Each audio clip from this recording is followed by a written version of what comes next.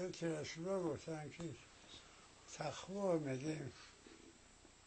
آدم های متقیان تقوا وردن صفت متقیی دارن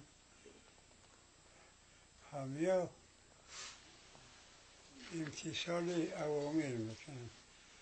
امر خداوند به جا میارن نصیب خدا امر کرده است او را به جا میارن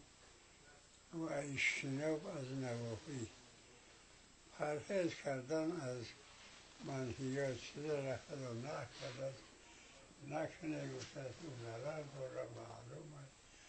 خداوند علیم حکیم است هیچ امرش به حکمت نیست هیچ نهیش از ضرر از بیفایدگی نیست این هم تقوا همین امتثال اوامر اجتناب از نواهی و خداوند همه را هدایت کنه امر خدا را به جا بیارن از منهیات پرهیز کنه این همین نصیحتی من میشه شما